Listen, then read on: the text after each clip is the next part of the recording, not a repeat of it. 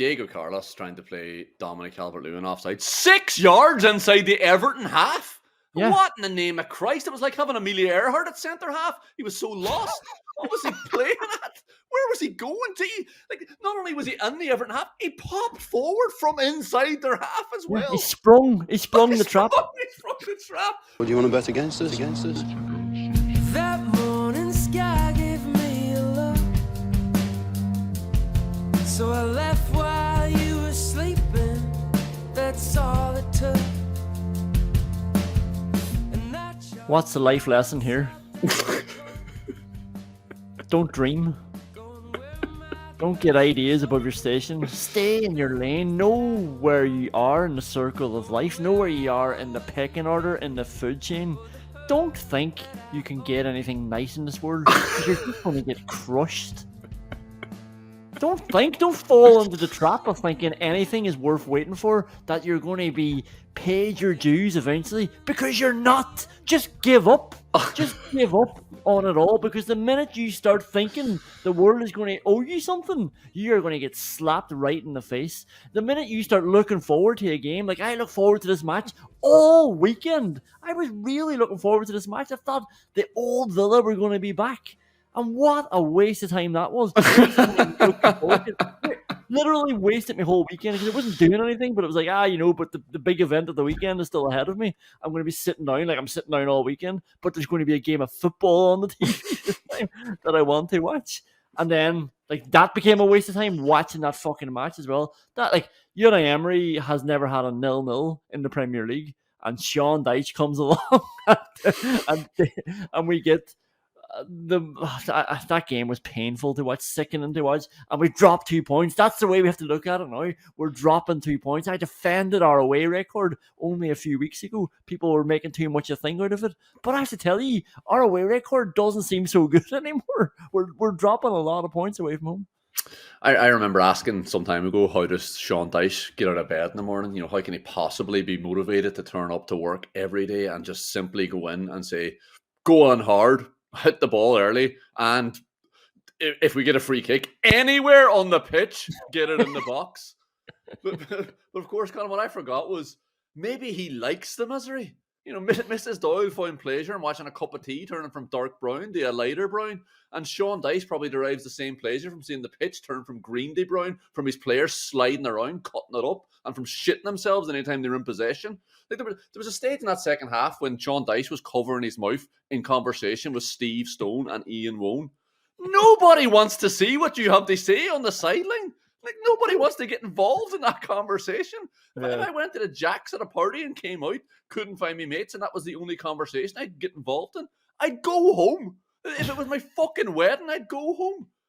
Everyone got docked 10 points for financial impropriety. You should have another 10 docked for crimes against football. Like, they're building a new stadium at the minute.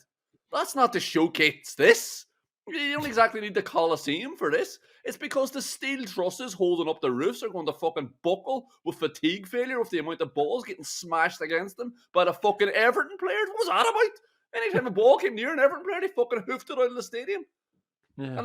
And that is the thing. That's the thing that's going to have me grunt and groan in the shower, drinking my coffee. Any moment I have a bit of solitude and time to think over the next 3 or 4 days, anytime I see a structure vibrate, Everton are shit. Like, that's the intrusive thought I'll be trying to keep at bay. And if this podcast lasts more than 15 minutes, I'm fucking worried about us. Like, yeah, I can see this coming back in us in divorce proceedings or a custody case. He watched the Aston Villa Everton game for 105 minutes, Your Honour. Like, fucking hell. Watched it for 105 minutes and then did another hour of talking about it afterwards.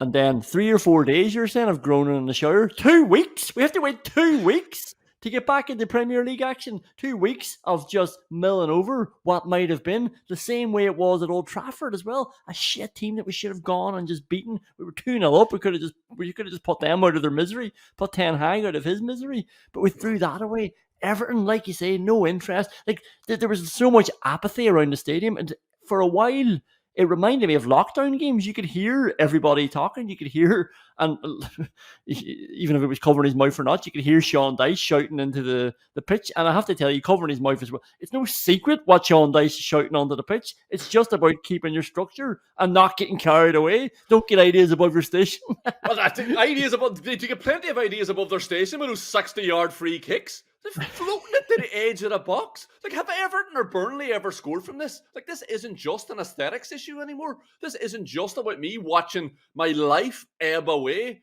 with, ironically enough, every deep breath Jordan Pickford takes before hopelessly lofting the ball towards the edge of the box. Like, it's not just that. There's a genuine question of effectiveness here.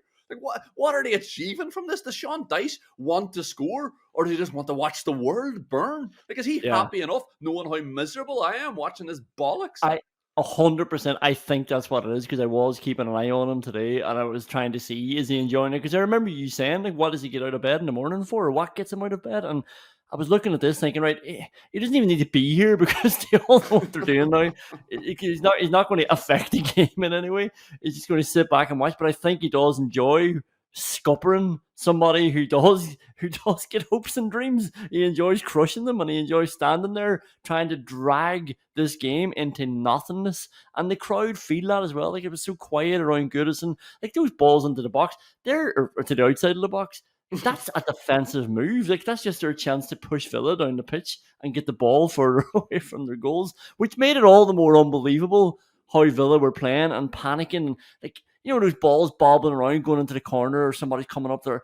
Just calm down, because like, Everton at some level now, no matter how much pressure you're under, they have to get the ball under control then and do something with it. So even if you lose it, it's not that big a deal, because they have to pass the ball to someone. They have to get a shot on target. Like, Villa players falling over the ball, scooping it away, just getting rid half the time. And it was like the jeopardy isn't real here, because once you lose the ball, it's actually the last thing Everton want. They don't want the ball. They want you to kick it into the net for them. Yeah, like, there was a couple of times when we did lose the ball to Onana or Decore.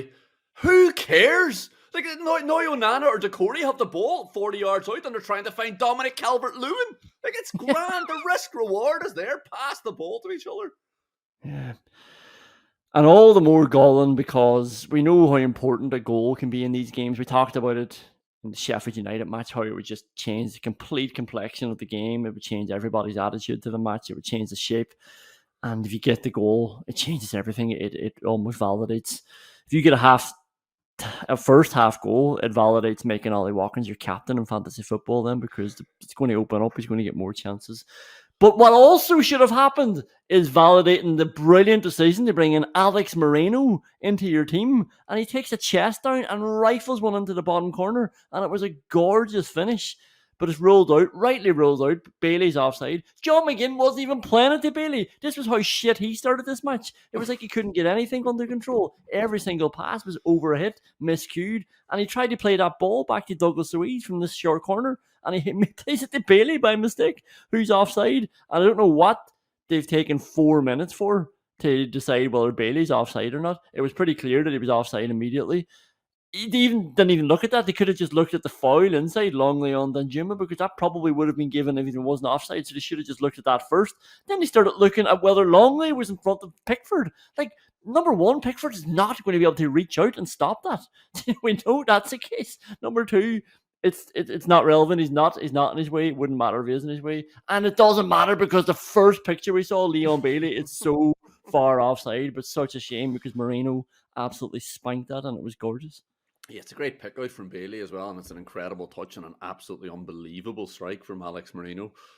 But it looked like an absolute mess. I mean, that sequence of passes couldn't have been intentional. Like, that couldn't have been what was being worked on, and there is no way that Leon Bailey can see that Longley is having a wrestling match in the 6-yard box, you know, almost keeping him onside. Bailey just doesn't look across. He's just as confused by what Frankenstein's monster of a routine has been cobbled together from the mind of McPhee and Douglas Luiz and John McGinn here. But what the fuck were the VARs? All four of them. What were they doing? You saw Bailey was a yard offside. They put the lines on the screen for us. The lines go right through Leon Bailey's crotch. But then they were really interested in what happened next. The ball went in the net. That's why you're checking the offside. You wouldn't be doing this otherwise. What are you looking for? I wonder what happened. Did this have any consequence and anything? Yes! He was offside and then we scored. That's what you're checking for. Somebody must have had over 10.5 offsides or something, and they wanted to find a second one. Yeah, that was really disappointing. Like I said, it would have changed everything. Disappointing for Moreno. Disappointing because all McGinn had to do was pass the ball back to Douglas Luiz, who was closer to him and who was in a safer position. He completely miscued it and went to Bailey, who played a lovely ball to Alex Moreno as well, it should be said. But he was offside. And then we get a second goal that nobody seemed to notice. We get a second goal that should have counted. And I don't know why they weren't talking about that. They certainly weren't talking about it afterwards on Sky Sports. In the words of Dave Jones, we have to move swiftly on. We have to move swiftly on 27 minutes before the Man United game because Timo Werner is back in the Spurs squad. Let's get to what we're really here for, Timo Werner talk. And there was a goal here that nobody showed afterwards that they didn't talk about in the commentary. Moreno had a good game today. Moreno pings one he's on the left, he pings it to Watkins on the right-hand side of the box. And Watkins just drills it across to Longley. Watkins is sort of shooting, but he pulls it, he knows he can. And Longley comes in and taps it in. That's a goal! That's a goal! And then you see the replay, and Diego Carlos is David Coote has blown it for a foul. Like he was doing every single minute, blowing for a foul on anything. And he blew for a foul on Michaelenko. And Carlos didn't do a lot. It has to be said. Now, I am also pissed off though because like we saw with Longley on Danjuma, like we saw with Ramsey on the fucking Sheffield United goalkeeper, Villa players have this habit of wrestling with boys off the ball in attacking positions. And I don't know why Diego Carlos is even getting involved there. That ball's going to Watkins. You don't need to help out by stopping Michaelenko doing anything. Let it go and just... We're putting ourselves in these positions when we know they're going to be looked at and they're going to look for something. But it didn't matter. David Coote stopped anybody looking for anything. He stopped the play and he stopped a definite goal. Yeah, so the ball is landing at a centre forward's feet 6 yards out. Why is he blowing the whistle? Why is he blowing the whistle anyway? You cannot referee a game of football based on the physical and mental makeup of David Coote. Surely referees are going to decision-making classes where they're telling them to be conscious of their own biases. Rob Jones has to make sure he's not showing any affinity bias towards Adebayo Akinfenwa. David Coote has to be told he can't be given free kicks because in that same situation with Carlos touching his shoulder, he would turn to dust like a fucking Animaniacs character. Just wait. Let's have an adult human have a look at this after the ball goes in the net. We can't be refereeing games of football with the bar being said at what would happen if David Coote was in that position. Because aside from David Coote collapsing under the weight of Diego Carlos' breath, I'm sure Diego Carlos would be collapsing because he couldn't catch his fucking breath, laughing so hard at the idea of David Coote's playing a game of football against another adult human. My friend Steve sent me such a funny message last week about David Coote. He said, David Coote looks like someone in your office when you see them in sports gear for the first time.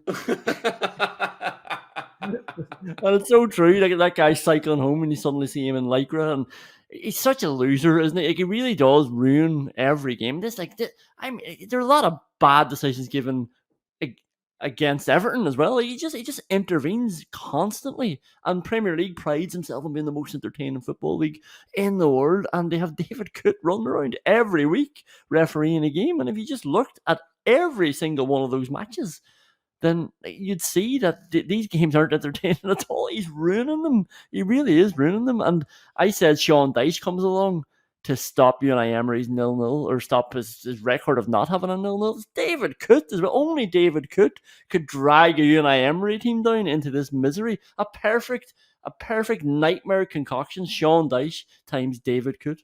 Yeah, and some of the Villa players as well. But even if you just go through some of the yellow cards, somebody Aston Villa players got, Watkins got a yellow card. Watkins got a yellow card for knowing where the ball was. He got booked because he knew the ball was in the air, so he jumped for it. While Tarkowski was bending down to head a ball that was 8 foot off the fucking ground. Ollie Watkins gets booked from that. And talking about the entertaining league, the header from Watkins was so good as well. It created a 4v3 situation for Aston Villa. But David Coote blows it up because Ollie Watkins won a header with his arms by his fucking side. Yeah, by his side. Diego Diego Carlos got booked for throwing the ball away, is what Alan Smith told us. He was booked because Decore told David Coote they book Diego Carlos. And David Coote just went, oh, okay, and booked him about 30 seconds after Diego Carlos threw the ball in the direction of the referee, about 5 meters away from the sideline where the free kick was supposed to be given.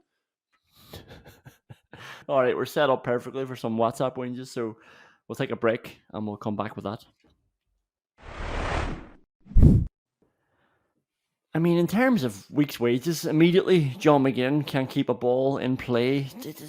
This stuff is too rife. I didn't even want to keep track of these balls going out for throw-ins, but they annoy me that much that I had to write them all down anyway. And then Douglas Luiz, never mind hitting the ball out for a throw-in. This one might be worse. This is a new one into the fining system.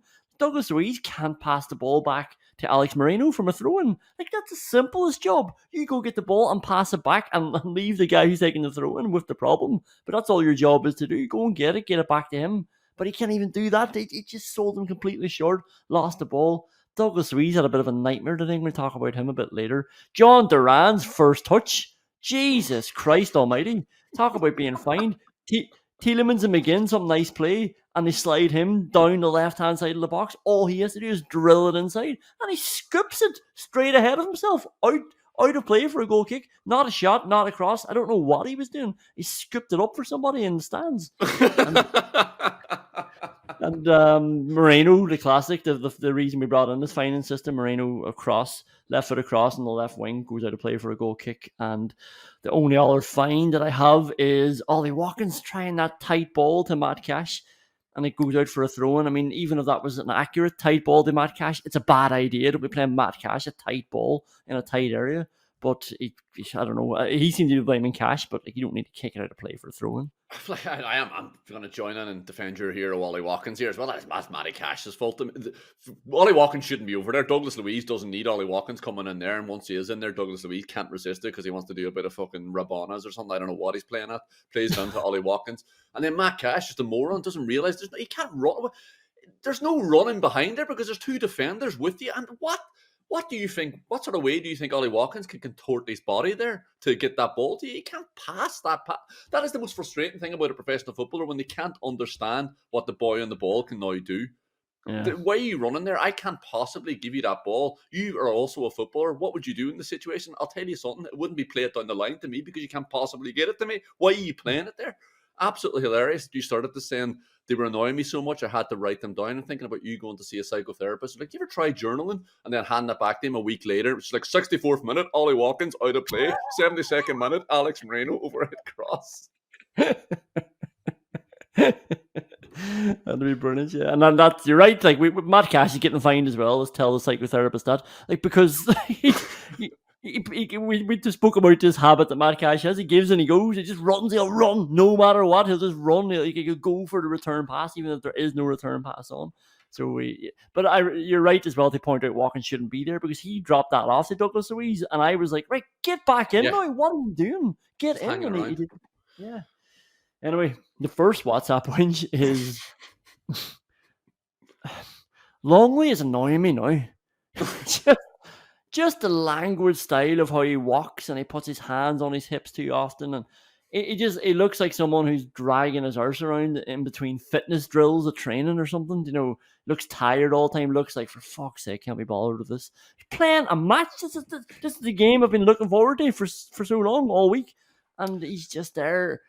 It just looks too uninterested, and certainly when he gets the ball, he's just taking too long. I mean, the injury time there was pathetic from everybody, not just Longley, but he was definitely the chief amongst them, and probably only the chief because Diego Carlos wasn't there at that stage. But just standing on the ball for 15 seconds and then eventually just poking it back to Martinez, who was also happy to stand on the ball. Get that you're trying to draw people. Nobody's coming out. Like, they're happy. 0-0. They're happy with 0-0. Get going. Get something else. Get like just show me some. Get your hands off your hips, for fuck's sake. Like, I love the way we play. I love the control. I love the fact that we're averaging more than 2 points a game with it. I think it works, Colin. And I think we're quite a good side. And then Emery has done quite well to take us from 17th to 3rd. And he's gotten most things right along the way. I love how calm we are.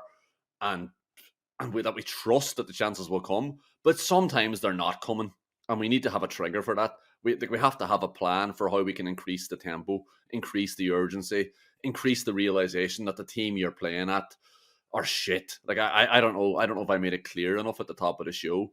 Everton are shite, and and they were so open and aggressive at the end of that game as well. They weren't pressing. They couldn't press, but we still persisted on standing on the ball. Like there were no options, and like we thought we thought they were going to eventually come out. There was more chance of JD Salinger coming out of his house and Everton coming out of their half. Like it was ridiculous the amount of time we were just standing on the ball, waiting for them. They're not coming. You have to fucking knock the door down. Let's go. Move the ball. A big problem as well. Like I feel sorry for Longley. Longley's our third choice left-hand centre half. Like he's our fifth choice centre back. He shouldn't be on the pitch if everything was going well. But the problem isn't Longley. The problem is that we're using Longley like we would use one of the other two, like we would use Pau Torres, like we would use Tyrone Mings. Longley can't do that. Like we need to rebalance the team and make sure that it's not Longley standing on the ball. And you're right to talk about him poking it back to Martinez. He played a 1-2-3-4-5-6 for Martinez in the 93rd minute. We're drawing 0-0 with Everton. Yeah. Why are those two passing the ball to each other? Honestly, that was the most disappointing thing about today. I don't think the boys showed enough urgency at all to want it. Definitely didn't create enough chances. Sometimes that'll happen, but like we didn't try to create chances. We didn't show enough oomph to get back up the pitch, enough pride to not draw with Everton, and enough. Like there were no alarm bells going off that we can drop 2 points here that we shouldn't drop. Like this is a shit team in front of us, like you say. Like there's 2 extra points on offer. Let's go and get it. And we seem far too happy to draw 0-0. I mean, the second WhatsApp whinge is what the fuck is Emery Martinez waiting on? We took over a minute to take that last goal kick. There were 7 minutes added on. The ball went out of play, 96-20. And now, fair enough, he seemed to be looking for a ball. But the ball's not missing for a minute. I've got my suspicions here now because Emery Martinez has seen balls disappear before when he's happy enough for the balls to disappear. And when he gets it back in play, when he actually gets a ball, it still takes him another 20-odd seconds to get it sitting down and to get it moving. The Everton fans started booing him. Like, that's the most embarrassing thing. The Everton fans wanted the ball going. They wanted the match back playing. And then by the time he gets it forward, like it's over. David Coote's seen enough. Like he's clocked out now. Like that's his shift over. He doesn't have to do any extra work here. He doesn't get paid overtime. And 97 minutes are gone, and we've wasted that ourselves just by not getting the ball back in play. And I think we were too happy with a 0-0 draw, unfortunately. Yeah, Emery Martinez running around like a tit, asking the crowd for the ball back, not giving it back to you, pal. They're drawing with a team who was third in the league. You know, there's 2 balls behind the goalpost. That's the most annoying thing about this. There's balls all around the pitch. So if Emery Martinez was trying to waste time, why isn't John McGinn getting off the fucking bench, moving his fat arse down the sideline and putting the ball in them and say, kick the ball up the pitch? What the hell are you playing at? We're drawing 0-0 with Everton. They're shite. Like, it was absolutely ridiculous. I don't know what we were playing at. I don't think we were happy with the 0-0 draw, but I think we were happy to just hope that a goal comes, you know, as in we'll take a 0-0 and if we score, great. But it was a strange approach to a game against a team that are not very good. Yeah. The third WhatsApp whinge, that was low-key the worst opening 10 minutes I have seen. I don't remember Villa having the ball. John McGinn couldn't get control of it. The amount of frees we gave away, that just let Everton push everybody up, let Jordan Pickford come up, let Jordan Pickford stand over the ball, breathe, and eventually just lob one up, but not reach where he's trying to reach. The amount of what the fuck nominations in that first 10 minutes, nothing really happened in this first 10 minutes, and that was the most bizarre thing about it all. I was like, get the fucking ball, what is going on here?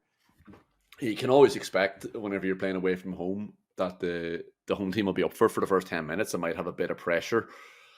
But like I said, Everton aren't very good. So whenever they were doing this, I can't understand how we weren't... Like, don't get me wrong, Garner, Onana and Doucouré closed down space really well. But come on, let's move the ball around. Jack Harrison's playing on the wing for them. Maybe that's an out for us here. You know, Seamus Coleman's 35 and did his cruciate last year. Maybe that's an out for us here. Let's think about the ways we're going to get through this. There's definitely space. Doucouré doesn't cover the ground that quickly. Pass the ball around him. There's a big problem as well whenever we were trying to pass out from the back, which I'm a fan of, Conor, It was the passes. There wasn't enough snap in the passes. The player receiving the ball was waiting for it. So then Decore can, of course, cover the 15 yards across the Longley. And then he can, of course, cover the fucking 15 yards back to Martinez because he knows where the ball's going once it goes to Longley. But it was just, the pass was always too slow as well. That was talking about urgency to get the ball forward. There's no urgency in the pass, no snap in the pass, and that really has to be on it. You have to be drilling the ball into each other's feet to get it past the team, especially away from home in the first 10 minutes. The first half, there wasn't one ball that wasn't bouncing to someone as well. I mean you said about Douglas Luiz doing Rabonas. He was like, apart from 20 minutes in the second half where he was really good, he was like Dean Smith's Douglas Luiz. And I wondered, did Dean Smith tell him, like he told Jack Grealish, I mean, you're brilliant, go out and just do what you want. And that's why Douglas Luiz be dicking around a lot of the time under Dean Smith, just trying stuff he shouldn't be trying in weird areas and trying weird things. And sometimes it comes off and we're like, oh my God, this boy's amazing. Now, also, he was a single pivot under Dean Smith. That definitely didn't help. But every time he got the ball today, it was like he was lobbing it to someone. Sometimes he was lobbing it to no one. It was like Jordan Henderson. He was just kicking the ball in a general area, just pushing it into space and behind. And I don't know what happened to him today. I didn't think Douglas Luiz was that bad. Douglas Luiz, I thought whenever the game was in jeopardy of just drifting away to 0-0, I think he was the only player that showed appropriate urgency in that second half. He went and got the ball a couple of times towards the end of the match. Granted, 2 of the times he got the ball, he kicked it. It's not like he just kicked it away and Watkins can get on there. He kicked it to absolutely nobody. Yeah, Henderson was passing it to Jordan Pickford, and it was 60 yards of space as well. It was the entire half. And I remember Gary, not that I'm going to quote Gary, well, I am going to quote Gary Neville, but you'll have to forgive me for that. I remember Gary Neville talking about whenever you see this happen, sometimes it's because the other players have fucked up. It's, whenever someone plays a ball so bad, it has to be because they're expecting the team to have been set up in a certain way and, the guy has to go there. I suspect that maybe Gary Neville was just making excuses for his career, but Douglas Luiz did it twice and he looked up and he just floated balls over the top. One of them was definitely overhit, but one of them was definitely Jordan Henderson-esque where he just hit it without looking. Crazy stuff. Yeah. Crazy stuff. And what about Matt Cash telling people to get in for his throw-in? Matt Cash tried to throw into Kamara as well in the box. It was like, this is such a stupid idea. This is even more stupid than you trying to get a return pass from Ollie Watkins, and Ollie Watkins can't possibly play given his body position and given the fact that there's 2 Everton defenders between you and Ollie Watkins. He tried to throw a ball over 3 centre halves to Kamara into the box that Kamara was going to have to take down on the byline and cross into nobody. It's one of those ones whenever you're playing with somebody who's shite and they just play the ball into the corner because they see somebody in their team. Say, what do you think he's going to do with that ball now? There's literally nobody in support. Okay, let's take a break because I actually want to start the award categories with the Glenn Whelan Award because I still got some more crying to do. So we'll see you after this. Well, you mightn't see anybody after that.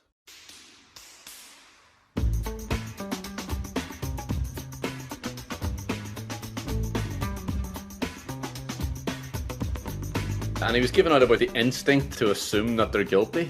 That's because we can see the team that you're fielding. That's because we can see that a club with the fans who can just about create the same level of atmosphere as Denmark versus Tunisia in Qatar, a club like that shouldn't be able to spend £400 million on defenders in 3 years. Pep Guardiola knows that his legacy is in question here.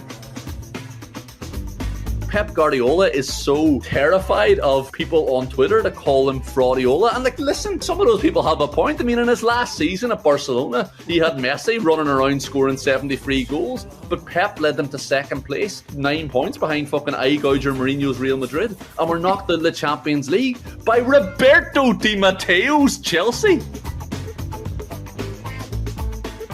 Roberto Di Matteo's Chelsea.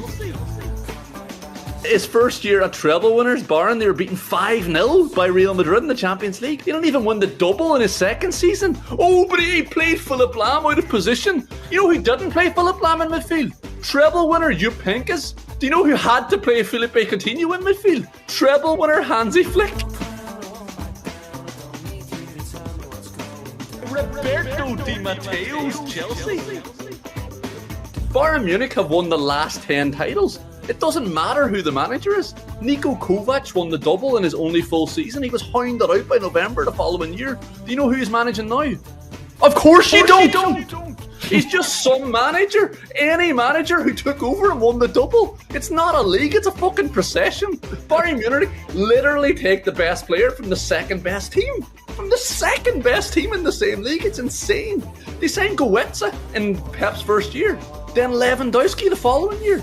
Then they left him alone for a year, and then they signed Mats Hummels. Can you imagine if City signed Salah in 2018 and then Mane, and then the following year signed Van Dijk?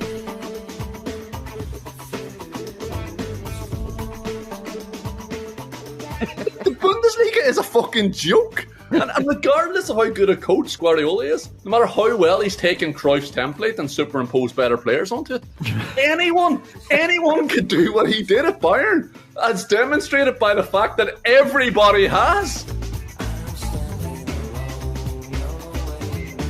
Anyone could do what he did at Bayern.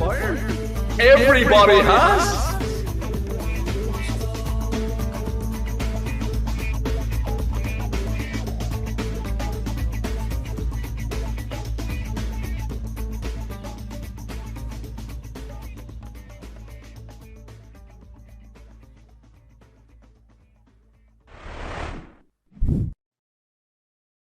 The You Like Glenn Whelan taking 90th minute penalty award. Let's get straight down to business here. Diego Carlos and Lenglet centre back has to stop. I think we've brought this up before. Maybe it's broken record stuff now at this stage, but it has to. It can't go on. You can't be playing an offside trap anymore with these boys. We used to laugh at people who talked about Villa's high line, thinking it was a weakness of theirs, and it definitely wasn't. It is now, because it's just a foot race, and these boys are losing every single foot race, and they're losing a foot race against boys who are running from their own half, so they can't be offside, and they don't seem to realise this. The big chance we get to the Rosenthal Award after this, Dominic Calvert Lewin, Diego Carlos steps up. He's in the Everton half. He's about 5 metres inside the Everton half, and he steps up trying to catch somebody offside. And Dominic Calvert-Lewin goes in behind him. Longley's not catching him. It can't be done. I mean, the reason this was working so well, I know Torres isn't that fast, but he's faster than Longley. He certainly have a lot more control as well of the ball. But Konza in the middle too. It's breaking the whole thing. I don't know how. Surely Matt Cash isn't this annoying that we have to put these boys in the centre back and go through the WhatsApp whinges. Maybe my argument isn't that strong because I've complained about Matt Cash a lot. I've fined him a lot, but I think I'd definitely rather see Matt Cash at right back and Konza at centre back. Diego Carlos trying to play Dominic Calvert-Lewin offside 6 yards inside the Everton half. Yeah. What in the name of Christ? It was like having Amelia Earhart at centre half. He was so lost.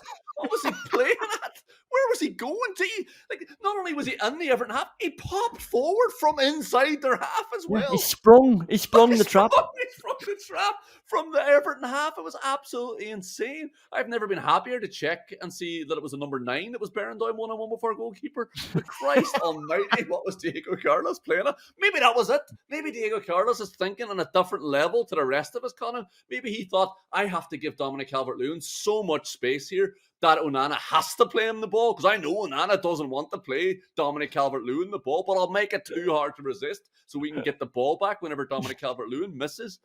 Insane stuff.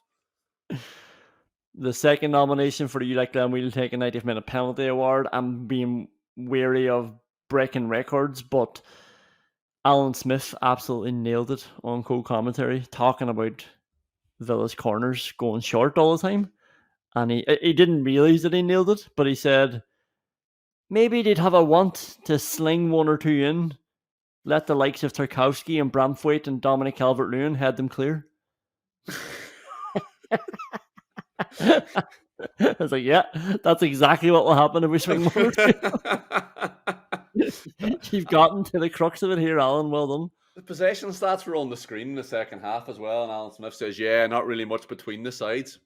First half, there was 40% between the two sides. Second half, there was 14% between the two. That was on the screen as Alan Smith was saying this. There's not much between them in terms of possession. Christ almighty. The last nomination, bringing Duran on. This lad's head is gone. It's just he's too emotional. He's too desperate now. John Duran had a bit of ice cool veins initially when he was just a young lad breaking through for the first time, but those goals I don't think have helped him. He's obviously got a bit of an ego.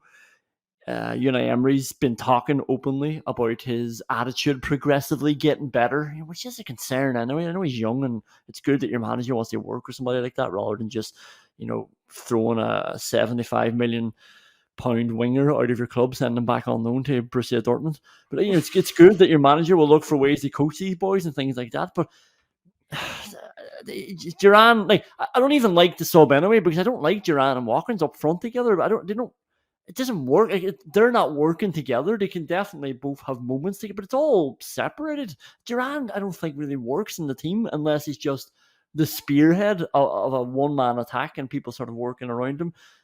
When he's playing up front with Watkins, have two up front, and one of them is just sort of removed from everything else that's happening. It's like just a spare player there who could definitely rough players up, get on the end of something, big header, he can smash one in like we've seen him do. He's a handful, but he's not part of what we're trying to do. So it's such a weird sub for Emery, I think, to be bringing on as well. I know Bailey wasn't playing that well, but when he was coming off and when Duran was coming on for him, I was like, for fuck's sake. You just know it's not going to work really in terms of the team. He could definitely score, but I don't think it's a sort of goal long term. I think we were better after Duran came on, but that's probably more an indictment of the preceding 70 minutes. Duran came on for Diaby. Diaby was absolutely fucking useless. He wasn't in the game at all, and when he was, you were wishing he was back, disappeared up his own hole or wherever he's gone. I'm not sure where he is. But Duran had two decent chances, and Leon Bailey coming on. Leon Bailey always comes off, Conan. Has Leon Bailey completed 90 minutes for Aston Villa? There's one for Stato to check. I'm not sure if he has. I can't remember it. And if he has, we were probably 4-0 up and just thought, why not keep him on? And whenever Tielemans came on alongside Duran, Tielemans was very good when he came on. He got on the ball, played a couple of through passes. Duran actually should have had 3 big chances. You talked about him tickling the ball with his baby toe as he scooped it out onto the fan at the corner as well. Duran had a lot more chances than Ollie Watkins had. Duran was involved in the game. Duran played like a centre forward. Don't get me wrong. I don't think Duran is the answer to our problems, but he was definitely an answer today. We had to try something.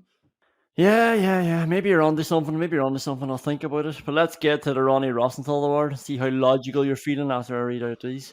Well, I'd say that there's not many big chances, but first nomination is for Everton. And it's Danjuma just missed the ball from a cross that came in from the right wing. So once again, always good to know that other Premier League footballers miss the ball occasionally as well when they've got a chance put in front of them.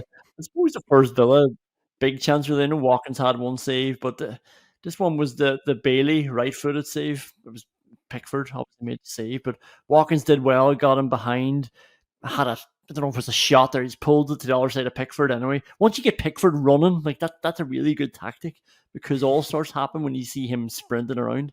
And Diaby did so well to actually receive it on the end line and sort of use his body to get in front of the defender. And he gets it out to McGinn. He just sort of steps over it. Douglas Luiz does a little shimmy, gets it to Bailey. Tame enough effort on his right foot. It's a good effort. It's a good save. Really nothing to shout home about. Yeah, the Watkins one, I mean, the only chance that had of going in was because it was such a bad decision to take the shot on from that angle that maybe Pickford wasn't going to be expecting it. But unfortunately, it was coming up against the bad decision maestro. You can't kid a kidder and you can't make a bad decision against a moron. The Bailey one, yeah, it's lovely football between Dougie and Watkins, and it's a brilliant little clip from Dougie. And I just wonder, can Watkins just wait a fraction for that ball to drop and try to catch it on the half volley? And yeah, Diaby does brilliantly too. I think he could have. Yeah, I thought he was showing not showing too much respect, but just not showing enough ignorance to just get his shot away there. Like a couple of times he was getting him behind like that, sort of with a half turn to the net. Just let one go. Let one go. Appreciate the fact that it's probably James Tarkowski that's on. You just calm down. You don't have to always come back out. And yeah, Diaby does amazing to outrun a 35-year-old with a cruciate knee ligament injury only 7 months ago. And it's recycled pretty well. It's a good dummy from McGinn. It's actually a gorgeous dummy from McGinn. The pass from Dougie's lovely. It's a great touch from Bailey. And it's a good idea from Bailey as well. bit too much backlift, and that makes it savable. And sure enough, Pickford saves it. Yeah, like Dominic Calvert Lewin was obviously the big one. That's obviously the winner. He goes through 1-on-1 with all the time in the world because Longley and Diego Carlos are chasing him, and it's a brilliant save from Emery Martinez. He does the spider, just spreads himself, gets all these limbs out, and it is a very good save in fairness. And then the follow up is from James Garner, and he does the cat on him, like where he's just down like a cat very quickly, 2 hands on it. And yeah, it's very good from Martinez, but the 2 biggest chances probably fall into Everton. Yeah, but so we talked about Dominic Calvert-Lewin getting through 1-on-1 and how it was brilliant that it was Everton centre forward who was through. After he misses, he peels off to the corner flag with his head in his hand. Like his winger has just collected the ball on the byline, and he's off trying to collect his thoughts in the tunnel. Where are you going, son? That's unbelievable. And Martinez does brilliantly to get down to save Gardner's dreadful deflected finish after that. But what the fuck was Dominic Calvert-Lewin doing? Yeah. John McGinn whipped one wide from the edge of the box. This is from the Diaby penalty shout. I mean, we call out Villa players as the second they dive. This is only going to encourage footballers to dive yet again. If Diaby dives there on, like, Myelenko's fouled him, like he's kicked him after he's nudged the ball away from him, and he doesn't go down. And then Tarkowski probably, it's a free kick if it's out the pitch. You know, he's just come in, completely jumped into him, two-footed, gets the ball, comes through him. Definitely a free kick further out the pitch. But the first one, if he goes down there, he wins the penalty, and there's nothing anybody will do about it. It might take them 7 minutes to confirm, but they'll get it. Yeah, Ollie Watkins wins the Paul Merson. That is just filthy lifetime achievement award in the build up to this. I mean, the hold up play is absolutely insane. The turn on the ball, the acceleration then to go past the next player was absolutely brilliant from Watkins. Diaby gets clipped, yeah, and then Tarkowski must think because David Coote was the referee that it's already a penalty and he might as well get hung for a sheep as a lamb. And he takes his entire body off the ground and only gets the ball because Diaby passes it. Tarkowski doesn't know Diaby's going to pass that. Diaby could easily have taken a touch. Although Diaby's touch the last fucking month probably would have ended up going all the way back out of the box anyway. But if Diaby tries to put his studs in that ball, then it's undoubtedly a penalty. Tarkowski's dived in. He's gone through him. Even if Tarkowski wins the ball and goes through Diaby, don't give the penalty. But you have to send Tarkowski off for that. It's a fucking disgraceful tackle. He's miles off the ground, and the expression excessive force. Christ almighty, Tarkowski couldn't have gone through him more there. It was a horrible, horrible tackle. And just lucky that Diaby's leg doesn't get broken. His full body weight goes through Diaby's standing leg. Insane. Then Jack Harrison plays the shittest ball across the box, and each of Diego Carlos, Boubacar Kamara, Ezri Konsa, they all back off it in different angles, and it just gets poked wide by Danjuma. Thankfully, Danjuma just had no composure at all, but got so much time because the boys' indecision. Again, panicking because there's a ball bobbling. Harrison couldn't have played a worse pass. And then the big chance, I suppose, from a Villa point of view, is Moreno again. Longley, nice ball over the top, almost overhit, but nothing's overhit when Alex Moreno's around, when Alex Moreno's chasing into the byline, and he drills it across, walking steps over it, lets it come to Matt Cash, who gets blocked down, and it looks like, it's blocked down. I think it's Myelenko, who then seems to, like, as he's diving out to block it, drags it out of his hands to complete the block. And John McGinn gets a follow-up past Pickford, and Seamus Coleman blocks it, hits his hand as well. He's not going to get a penalty for that one, but I would like to have seen the other one a bit more if they didn't have such a big game on afterwards. We might have got to look at it. Yeah, like, the annoying thing about this is that Matt Cash tries to control a strike for the first time in his career, and it absolutely was not the time to do that. And then immediately after that, John McGinn tries to control a strike for the first time in his career, and it absolutely was not the time to do that either. The two of them just side foot those. And yeah, Myelenko definitely handles the ball, or his hand drags the ball across the ground. But if he doesn't do that, Pickford's going to pick it up. Pickford's going to attempt to pick it up. So it isn't a penalty, and his hand's on the ground because he's gone out and he's blocked the ball quite well. Yeah, big opportunity for Cash and McGinn. One of them should have fucking roofed it, but they didn't. Then John Duran does well, and in fairness to Matt Cash, it's a good cross. It's a really good cross from him, and John Duran gets in front, exactly what you want to see. Gets in front, he's aggressive, flicks it on. It's a good attempt. Now, the problem with this attempt was that it was the 88th minute or something like that. If this happens earlier in the game, it's just like, yeah, well done, John Durant. You know, but at this stage, it's like, for fuck, you know, is that the best chance we're going to get, really? Yeah, the much derided Cash and Duran actually worked this really well.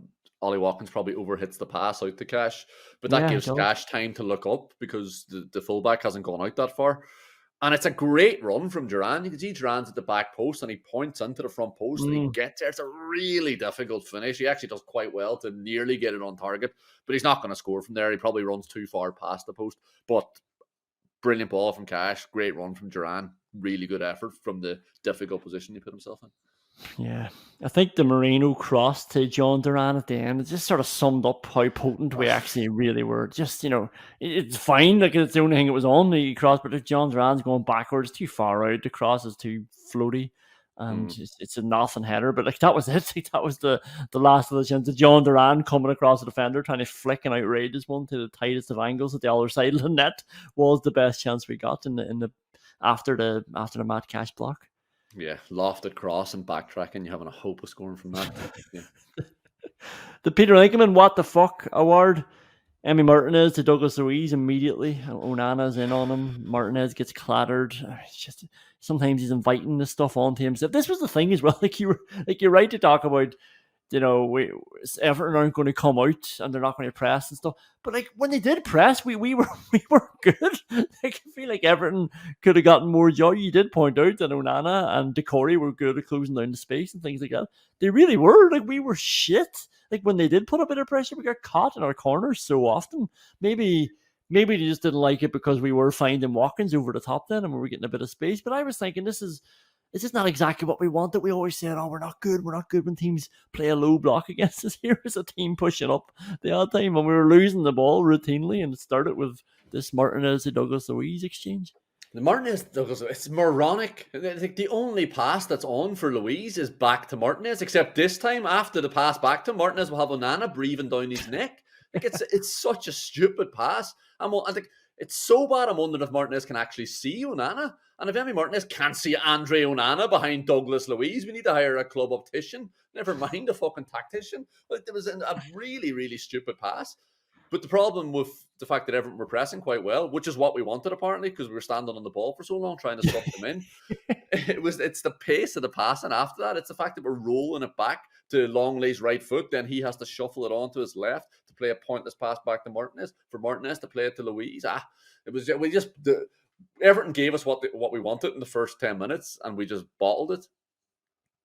100%. The second nomination for the What the Fuck award is a Douglas Luiz foul on Branthwaite from another deep free kick coming from Everton's half, and Douglas Luiz just gets a handful of shirt. Like this is a player as well that's going. He's running out. He's running away from the danger because he knows this ball is going to drop 10 yards outside the box, and Luiz just gets hold of him. And it's a clap. Talking about the Dean Smith Douglas Luiz. Remember, he used to foul at the edge of the box all the time. There it was, another foul, another free kick given 20 yards out, right in the middle of the goals, and thankfully James Garner hit it into the wall afterwards. Yeah. I have a bit of sympathy for Douglas Luiz with this one. It's stupid to grab back, but Branthwaite's grabbing Douglas Luiz's shirt first. So then Douglas Luiz grabs him as well, thinking, well, this is going to be 6 and 1, half dozen the other, isn't it? Surely be to God. Douglas Luiz, you know David Coote's the referee. What are you playing at? Let Branthwaite grab your shirt, and then hopefully an adult human will review the situation if Branthwaite scores from it. I have an under the radar nomination that I wanted to be my winner, but I don't think Martinez is losing this one. But Diego Carlos chasing a ball in behind like he's in a cartoon skit. He's twisting and he's turning. He's looking over both shoulders. It just sets off this chain of events.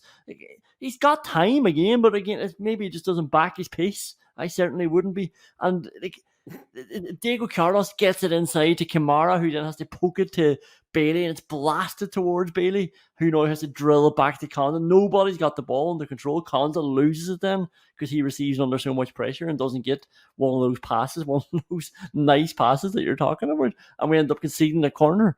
And it's the only, the annoying thing here was Diego Carlos chasing that ball behind. It should have been so easy for him to just go and receive or go and pass it to somebody. But this is the only thing that was getting the Everton fans engaged. It was kick and chase. So when they were chasing, it was like everybody was up going, yeah, wait, this is our chance. We might get a block down in the Villa half.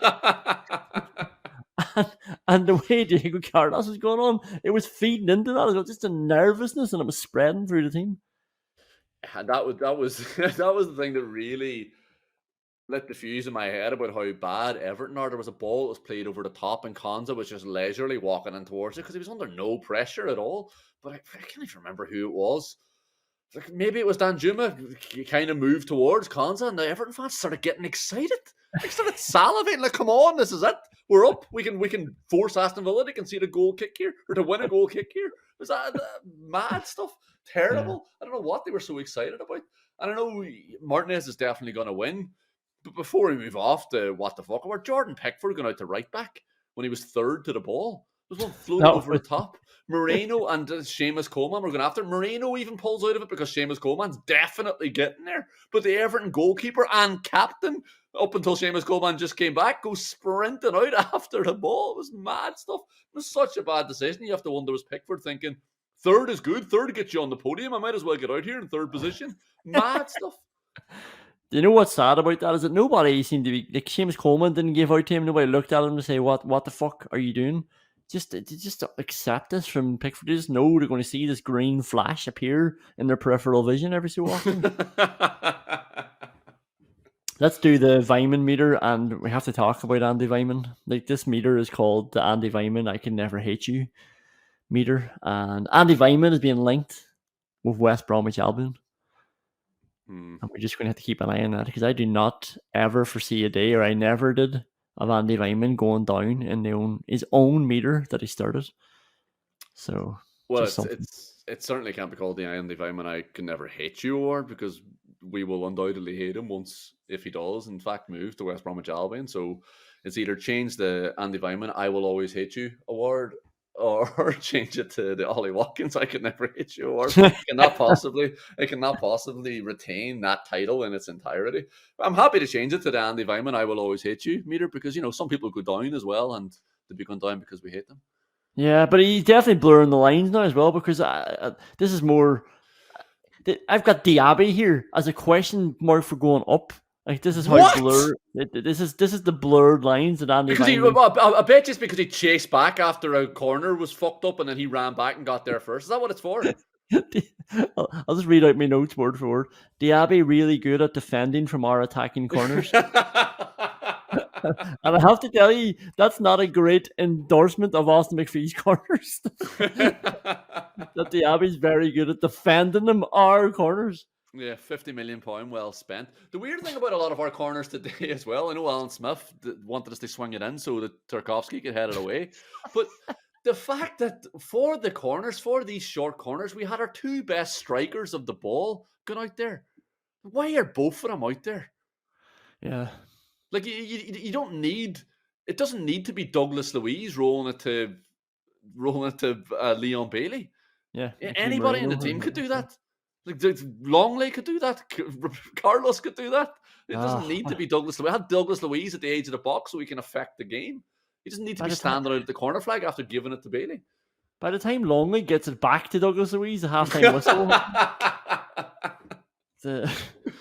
I don't really have the happy going up, but I have that moment as something that was noteworthy. Anyway, going down, Douglas Luiz going down, probably further than I can remember him ever going down. Like 20 minutes, he was definitely really good. He was Douglas Luiz in the second half, but I can't remember him having so little control of the ball. And I don't mean not having the ball, I mean not having the ball under control. Just always bobbling, always poking it, always looping it away, hitting it to nobody, putting people under pressure. So unlike Douglas Luiz. He stopped playing at one stage on the left wing because he was being tugged. He thought, I'll stop and get a free here. And he didn't get his free, and Everton came sprinting down the pitch. And then, like, He incited everybody. He got the whole Everton crowd whipped up into a frenzy for the first time in the game. Genuinely, that crowd was so flat. Like, that was not like what I thought going to Goodison Park was going to be. I thought this is going to be chaos. Like, this is why it's so disappointing today. If that game had been chaotic and the crowd had been well up for it and we were under a bit of pressure and we came away with 0-0, I probably would have been a lot happier. But they were just there to be put out of their misery. And Douglas Luiz, with about 10 minutes to go, pushes Tarkowski, starts a big free for all. Everybody comes piling in. Seamus Coleman comes in. You know, I have to say I love Seamus Coleman, but not when he's playing against the team that you're supporting. It's quite annoying actually when in that case. But this wastes 4 minutes of time. Genuinely 4 minutes. Only 7 got added on, so we can assume that not all the time got added on. And then Douglas Luiz gets Longley a yellow card. I don't know why he got a yellow card. David Coote comes down in and wants to make it his game because he's the one in charge here. He's been given the task.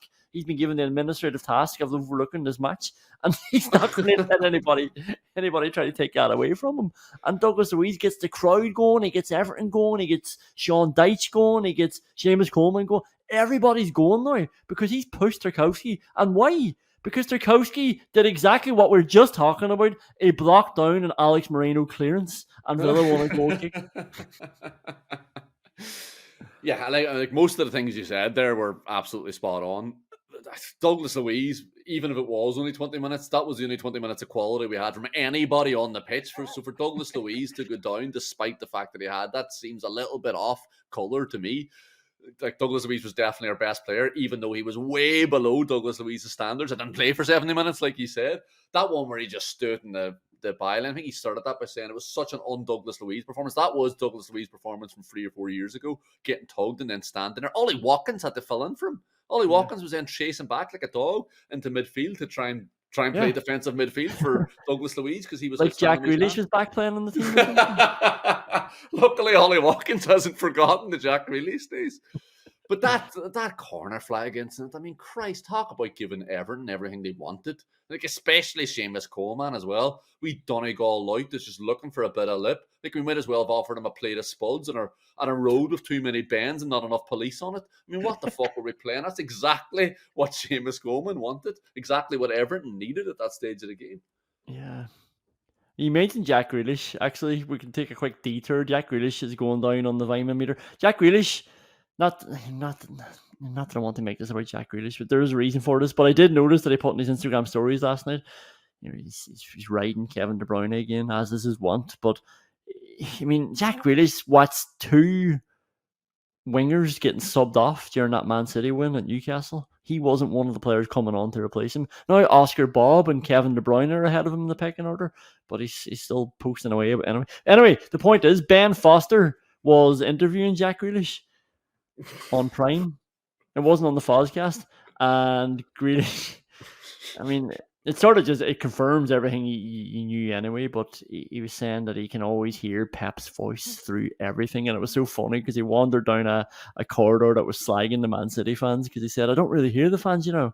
And then he realized what he was saying, and he was trying his hardest to qualify that it's nothing to do with the fans, it's about him being in the zone, but he can always hear Pep.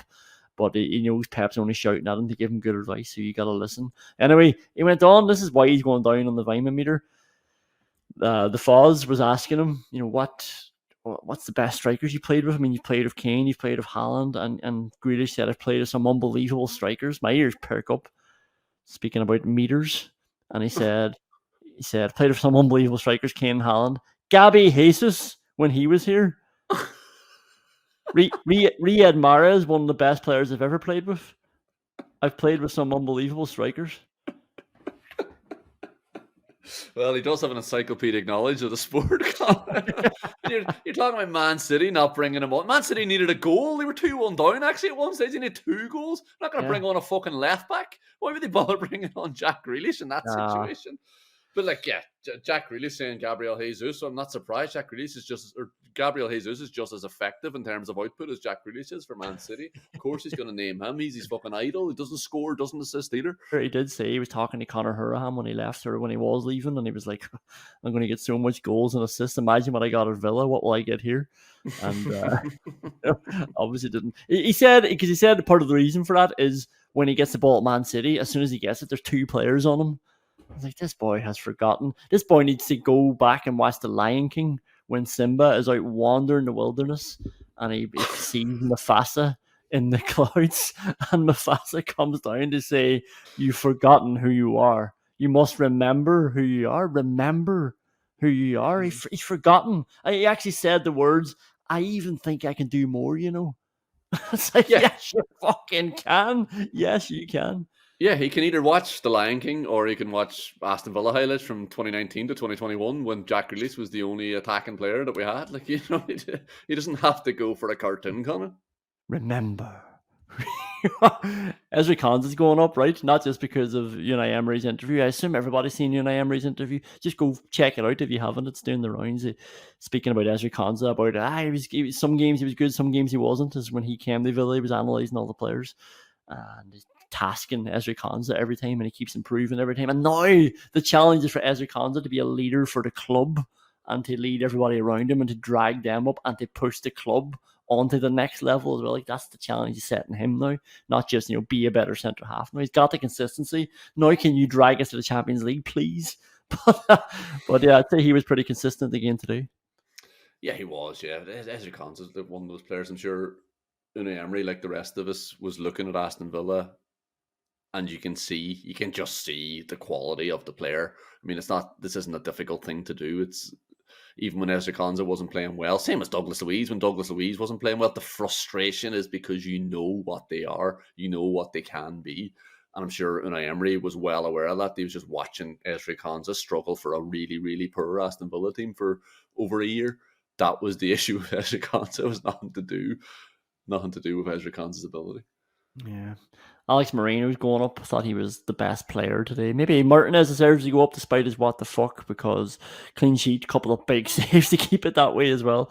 And yeah, I thought he was pretty good. Is there anybody in particular? I don't think there's anybody else to go up. Anybody you need to mention to go down to get off your chest? No. I think I've done the players I wanted to hammer there. Thanks for the opportunity, though, Connor. You've forgotten who you are. Anyway, let's take a break, and we're going to end the podcast, but we're going to take a break. We're not going to end it forever, although I was tempted today when I thought of coming on to talk about this match, but we've done it. We've lasted an hour. We've gotten an hour out of Aston Villa 0, Everton 0, or the other way around. Whatever. We'll be back for Newcastle at home. It's going to be a big one. I think there's an FA Cup game in between then, Chelsea away, but we've got the big one then. Like, this is the ones that I'm worried about now. I mean, could we really drop 12 points in Newcastle between now and the end of the season? Could we drop 11? Could we drop 11 to United? Like, could we drop outside the top 5 by doing those things? Brighton are in and around there as well. I think it's 8 to United, actually, maybe 11 to Brighton, but it shows you how much I'm worried about United. I'm looking beyond them to the other teams, but I don't know. Maybe I need some reassurance. Maybe we just need Manchester United are 11 points behind Aston Villa. Manchester United aren't going to win 4 more games than Aston Villa win. Yeah, but are Villa going to win any more games is the question. And on that note, we'll leave you be and we'll come back for the next game. Subscribe if you haven't, share it on, please, if you do get the chance. And we will chat to you soon. All the best.